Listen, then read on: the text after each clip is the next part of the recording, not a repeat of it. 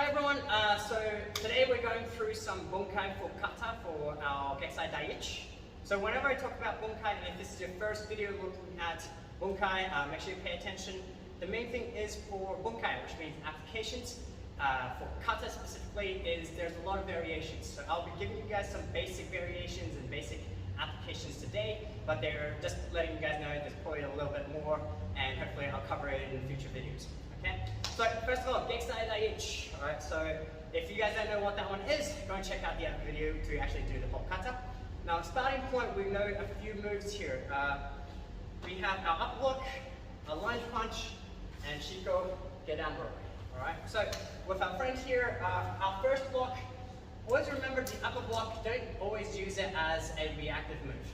What I mean by that is a punch comes over and doing this. Upper block as a reactive move like this is very hard to pull off, right? And just as a block. If you wanted to also then pull off with anything, it's actually quite slow. So you have to do a couple of things to make this to work. The first one we're doing for this is you're essentially making it into a dual lead as a strike. So when I come through here, I'm blocking, but I'm also pushing forward with it. If he doesn't hit properly, or maybe he's not even hitting at all, then this becomes a direct strike to the head with a forearm or a hammer fist. Okay? So here I'm using this, you see it, boom, I push up. Okay? The second one is a lunge punch. Here I'm going to go forward. Now a lunge doesn't always have to step very far, I just need to maybe push my forward momentum through, and I'm hitting through here. Okay? Now he's blocked. Alright? If he doesn't block, it's a straight punch to the face, fantastic. Alright? But say he's blocked here, I'm going to use this chance to pull, and I'm going to do a feint first. Alright? I'm going to use this hand. Remember, Gadan Burai, it comes up a little bit first. I'm using this as a feint so that he pulls his hand up. As he puts his hand up, I'm going to pull this straight back. Sit in my Shigo Dashi, boom. Okay, and I come in for a strike. The strike typically is for the groin, but you can also go for anywhere around this area. It can be an elbow strike. Key points for this one is dropping into Shiko and pulling back. And the other part is I'm using his shoulder, I'm actually pulling this in, and I'm attacking the shoulder as well. Alright? If the strike hits and I keep it out there, I can use this to pull and attack the shoulder, mostly the elbow joint here. So I hit and I snap on this part here. Right? Chances of actually breaking the elbow, minimally low, okay, but it's a strike going into that joint, hopefully it hurts it. Alright, so the whole movement again. Alright, so here, he strikes in forward, I block, I go in for my strike, I step forward, he blocks, I pull it down, I feint the strike. If he doesn't react to that, I'm just going to punch it right in the face. But say I'm doing here, down, and attacking here. Alright? Now, depending on how he's hit right now, for example, Ryan, obviously he's kind of in a bit of a partner helpful mood. He's kind of landed in a weird position. This is also now, comes in, I'm going for a takedown as well. Alright? So once more, okay, a little bit faster now, he comes in, 1, 2, 3, 4. Alright, and that's what I've got here. And then I can use this to finish it off if I need to take down. So that's the first part there. The other part we're going in, which is the middle block, kick, elbow, back fist, lower block, punch.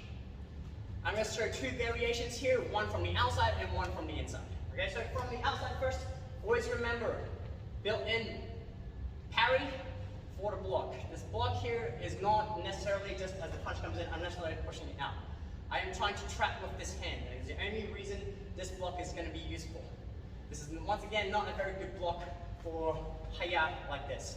It's quite slow, it's very committed, and it leaves me quite open. So I need to make use of this to trap him. So in order for this to work, I come in, 1, 2. I'm pushing in nice and tight. I don't care if his arms flows around here, it's stuck down here. Alright, the main point is he doesn't have anything to go back to, it doesn't pull out nice and easy. Alright. The next part is if he does go up nice and close here, it gives me a chance to pull it back afterwards. Alright, so breaking down that first part, which is parry, hit, it comes up, kick. Now the kick is low kick. I'm aiming, as you can see from distance here, I can't really afford very high kicks. This is just not very conducive of high kicks here.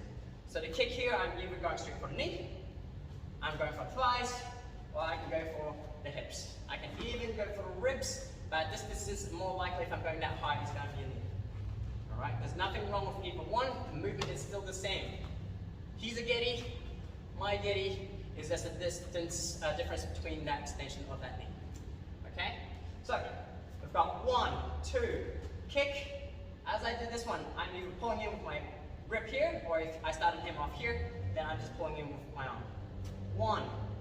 As I land, boom, straight down, I've got a hidden foot stomp here. Okay, if I wanted to, after the kick, 1, 2. Next part here, the elbow. Boom, boom, here. Going for the elbow, once again, going for the arm bar. The next part, it depends on how he's reacting. If he's pulling back, the back fist goes for the head. If he's not resisting, he's trying to resist the elbow, then this comes in, and I go for it, either drag this way, and breaking his posture. I can use this for an arm drag for a takedown, or I can simply just use this to break his posture a little bit, open him up, and go for my strike. Okay? So, once again, a little bit faster, smoother.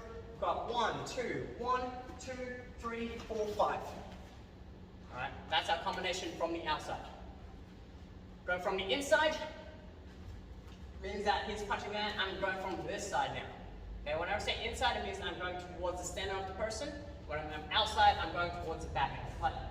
Sliding, and up in this back. So the inside, I'm doing the same thing. Once again, this is mostly just to trap him so that he doesn't pull his arm back, or at least doesn't hit me. I am not really trying to knock him back out sideways. Most of the times, this is just going to go forward this way, and I've opened it up.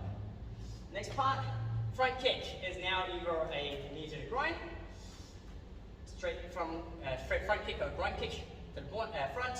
You can hit the hips, or you can once again go for the knees and thighs. Doesn't really matter, but now you don't even have to really aim. If I've got anything here, it's a very good target. So I don't have to worry. 1, boom, in.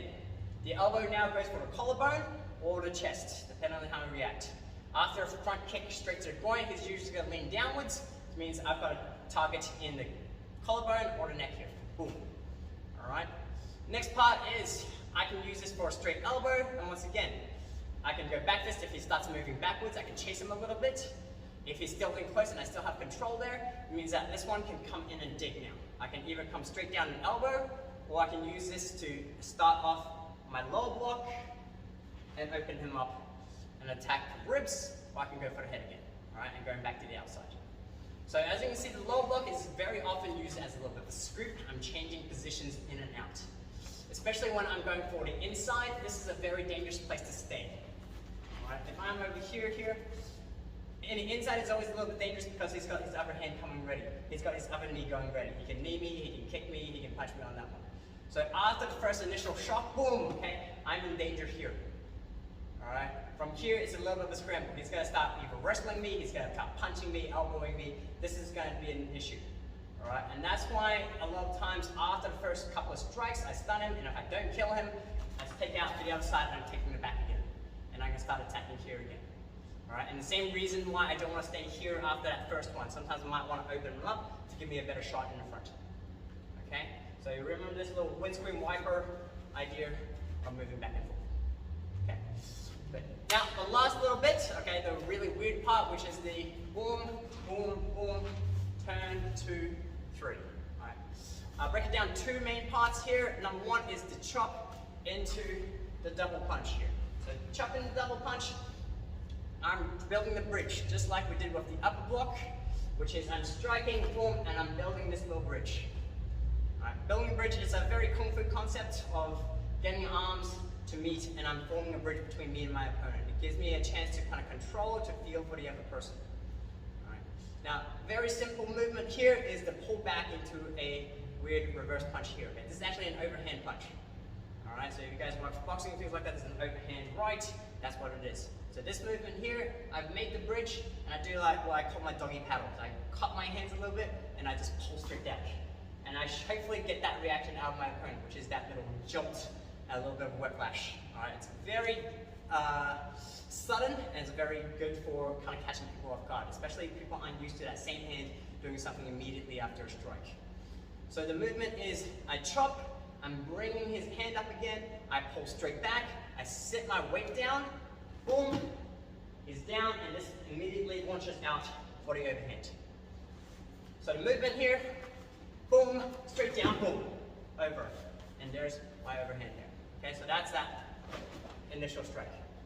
Now once you start putting the turn in there, it gets a little bit different. So when you have the turn there, it is 1, 2. Okay, once again, that middle block here using as a trapping movement. So I can either use this as a strike, boom, forearm strike. Alright? As with a lot of these things, the combination comes from if he actually avoids it or blocks it or anything like that. Okay? If he doesn't block it or anything, I'm just going to smash. Fantastic. I'm very happy with that result. If he does, I go here and he blocks it. This is when I start using the rest of it. I'm pushing it down. This turns over for my overhand. So 1, 2, 3. Alright, so he's blocking, boom, okay? Say he really hits far. He's really worried about this one. He doesn't want to take the shot. He's pushing out. Boom, okay? Look, I'm over. Look, I'm turning. I move this away.